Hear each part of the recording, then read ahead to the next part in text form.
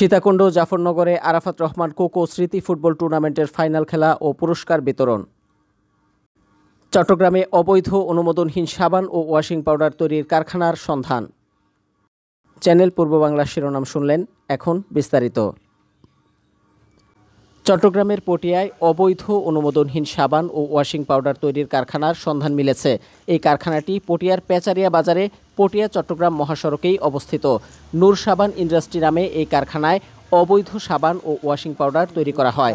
নোংরা পরিবেশ ও বিষাক্ত কেমিক্যাল ব্যবহার করে দিনরাত উৎপাদন হয় এসব ভেজাল পণ্য। মানবদেহের জন্য মারাত্মক ক্ষতিকর সাবান ও ওয়াশিং পাউডার নির্বিঘ্নে চললেও ফ্যাসিবাদের দোসর মালিক হওয়ায় কেউ বাধা তো দূরের কথা, মুখও খোলেনি। সরেজমিন পরিদর্শনকালে পরিবেশ, fire service, BSTI, trade licence, VAT চালান কিছু দেখাতে পারেনি আমাদের প্রতিনিধি দলকে। কম খরচে অধিক লাভের আশায় অনুমোদনহীন সাবান ও ওয়াশিং পাউডার প্যাকেটজাত করে প্রতিদিন লক্ষ লক্ষ টাকা কামিয়ে নিচ্ছে ফ্যাক্টরির মালিক মোহাম্মদ রেজাউল করিম, যদিও তিনি মুঠোফোনে নিজেকে মালিক নয় বলে দাবি করেন। সরেজমিনে কারখানা পরিদর্শনে গিয়ে জানা যায়, বর্জ্য পদার্থ ও মানবদেহের জন্য ভয়াবহ ক্ষতিকর কেমিক্যাল ও রং দিয়ে ফ্যাক্টরির কর্মীরা এখানে সাবান ও ওয়াশিং পাউডার তৈরি ও প্যাকেটজাত করে চলেছে। অধিকাংশ শিশুরাই এই কারখানার কর্মী ও জনবল।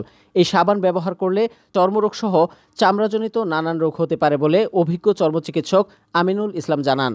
খবর নিয়ে জানা যায়, নূর সাবান ফ্যাক্টরির আড়ালে কোনো ট্রেডমার্ক ছাড়াই উন্নত ব্র্যান্ডের প্যাকেটে প্রতিদিন সরবরাহ করা হয়। জানা গেছে, নোংরা পানি, বিষাক্ত কেমিক্যাল ও হরেক রকম রং ব্যবহার করা হয় এই ফ্যাক্টরিতে। বড় বড় নামকরা কোম্পানির মোড়ক তারা ব্যবহার করে। ফলে প্রকৃত ক্রেতারা দিন দিন ঠকলেও লাভবান হচ্ছে নূর সাবান ফ্যাক্টরির মালিকরা। অনুসন্ধানে জানা যায়, ঘাটে ঘাটে উপরে নিচে সবাইকে ম্যানেজ করে এই কারখানা দীর্ঘ 17 বছর চলে বলে স্থানীয় এলাকাবাসীরা জানায়। ফ্যাক্টরির মালিক আওয়ামী লীগের নেতা বলে 17 বছর কেউ তার বিরুদ্ধে মুখ খোলার সাহস করেনি। 5 আগস্ট আওয়ামী লীগ সরকারের পতনের পরে মালিক মোহাম্মদ রেজাউল করিম আত্মগোপনে চলে যান। সরেজমিনে পরিদর্শনকালে কারখানার কর্মীরা বলে, আমরা মাসিক বেতনে চাকরি করি, আমরা কিছুই জানি না, আপনারা মালিকের সাথে কথা বলুন। এ বিষয়ে কারখানার মালিক রেজাউল করিমের ব্যবহৃত মুঠোফোনে বক্তব্য চাইলে তিনি চট্টগ্রামের বাইরে আছেন, আসলে দেখা হবে বলেন ও আমাদেরকে সম্মানী দেবার প্রস্তাব দেন। বদ্দা নিউজ আপডেট করে অনলাভ কি হবো আর হতে কি হবো আর বুঝা হন একখান। আর দ্বিতীয় বিষয় হয়তো অনারার একজন হতা হয়, অনারার লোক 4জন সম্মানী দিয়ে তো হয় ইয়েন ব্যবস্থা করে আঁকা সিটাঙ্গের বাইরে আসি দে অনারা যোগাযোগ করে হতো। অনারা 4জন এর বসুম হইত নি, এখন অনারা 4জন যদি আর গোটা দিন ফোন দন আয় একজন হতা হইম হইত না, একজন হতা হইতো অনারার 4জন ফোন দিতে লাগুন। ঠিক আছে বদ্দা ওই জীবে আরোগ্য জীবে পারি আছে ওই এডের মানুষ সিটাঙ্গিয়ে বেলা হতা হই। সীতাকুণ্ড জাফরনগর উচ্চ বিদ্যালয় মাঠে আরাফাত রহমান কোকো স্মৃতি ফুটবল টুর্নামেন্টের ফাইনাল খেলা ও পুরস্কার বিতরণ অনুষ্ঠিত হয়েছে।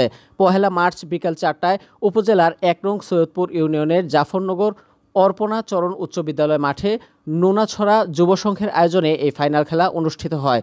সৈয়দপুর ইউনিয়ন বিএনপি সভাপতি কাজী এনামুলের সভাপতিত্বে ও পৌরসভার 1 নং ওয়ার্ড যুবদলের সভাপতি ও টুর্নামেন্ট পরিচালনা কমিটির আহ্বায়ক মোহাম্মদ মোবারক হোসেন সঞ্চালনায় উক্ত ফাইনাল খেলায় প্রধান অতিথি হিসেবে উপস্থিত ছিলেন বাংলাদেশ জাতীয়তাবাদী দলের সাবেক যুগ্ম মহাসচিব অধ্যাপক লায়ন মোহাম্মদ আসলাম চৌধুরী FCA।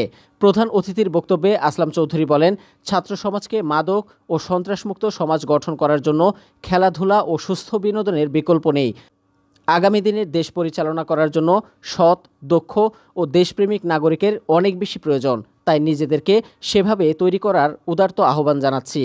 বিশেষ অতিথি হিসেবে উপস্থিত ছিলেন সীতাকুণ্ড উপজেলা বিএনপির আহ্বায়ক ডাক্তার কমল কদর, পৌর বিএনপির আহ্বায়ক জাকির হোসেন, সদস্য সচিব কাজী মহিউদ্দিন, পৌরসভা বিএনপির সাবেক আহ্বায়ক ও চট্টগ্রাম উত্তর জেলা বিএনপির সদস্য ইউসুফ নিজামী, উপজেলা বিএনপির সাবেক যুগ্ম আহ্বায়ক জহুরুল আলম জহুর, উপজেলা বিএনপির সাবেক সাধারণ সম্পাদক জয়নাল আবেদিন দুলাল, উপজেলা বিএনপির সাবেক সদস্য সচিব গাজী সুজাউদ্দিন, চট্টগ্রাম উত্তর জেলা কৃষক দলের আহ্বায়ক বদিউল আলম বদরুল, চট্টগ্রাম জেলা যুবদলের সিনিয়র সহসভাপতি মোহাম্মদ ইসমাইল হোসেন, পৌরসভা 1 নং ওয়ার্ড বিএনপি সভাপতি সেলিম উদ্দিন, সাধারণ সম্পাদক নূর আলম বাবুল, সৈয়দপুর ইউনিয়ন বিএনপির সাবেক সাধারণ সম্পাদক ও ইউপি সদস্য হেলাল উদ্দিন সহ বিভিন্ন নেতৃবৃন্দ।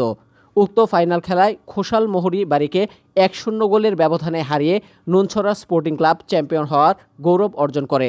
টুর্নামেন্টে মোট 32টি দল অংশগ্রহণ করে। খেলা শেষে অতিথিবৃন্দ 2 দলের মাঝে পুরস্কার বিতরণ করেন।